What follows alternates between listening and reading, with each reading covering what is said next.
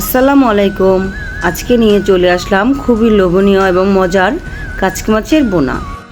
এখন কাচকি মাছগুলোকে সুন্দর করে বেছে পরিষ্কার করে নিয়ে চলে আসছি।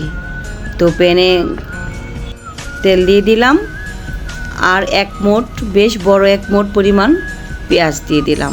এই তরকারিটা শুধু পেঁয়াজ দিয়ে হবে, এজন্য একটু পেঁয়াজটা বেশি পরিমাণে লাগবে। এখন পেঁয়াজটাকে ভেজে হালকা ব্রাউন করতে হবে, বেশি লালচে করা যাবে না। এখন একে একে মশলাগুলো দিয়ে দিচ্ছি। প্রথমে দিয়ে নিলাম হলুদ গুঁড়া, তারপর দিয়ে নিলাম মরিচের গুঁড়া। আর কাচকি মাছে যত মশলা কম ব্যবহার করা হয় এর অথেন্টিক স্বাদটা তত থেকে যায়। এখন দিয়ে দিলাম পরিমাণ মতো লবণ। আর মশলাটা অ্যাডজাস্ট মতো দিয়ে নিলেই হয়।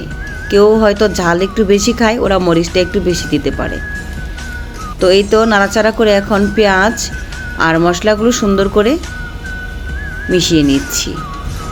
আবার খেয়াল রাখতে হবে যাতে পেঁয়াজটা নিচ দিয়ে লেগে না যায়, মশলাগুলো পুড়ে না যায়।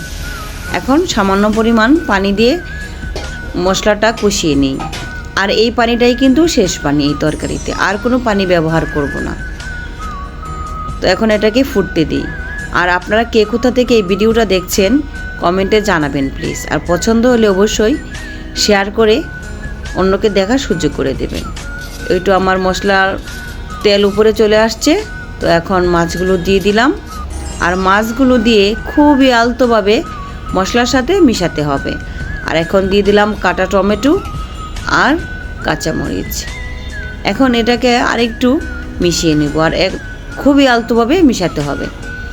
আর যেহেতু আর কোনো পানি ব্যবহার করব না, তাই মশলা এবং মাছ টমেটো যাতে সুন্দর করে মিশে, সেটার জন্য হালকা করে নেড়ে নেড়ে মিশিয়ে দিতে হবে।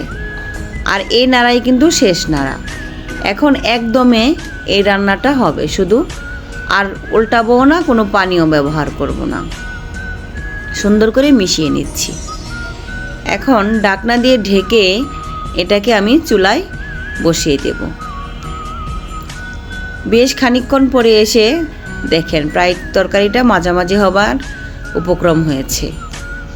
এটাকে আরেকটু জাল করে নিতে হবে যাতে তেলটা ছেড়ে ছেড়ে উপরে চলে আসে। এই যে দেখেন প্রায় তেলটা উপরে চলে আসছে।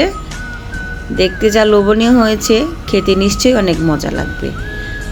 তো রান্নাটা কেমন হলো এই যে দেখেন তেল ছেড়ে ছেড়ে আসছে। তো আজকের মতো এখানেই শেষ করলাম। সবাই ভালো থাকবেন, সুস্থ থাকবেন। আল্লাহ হাফেজ।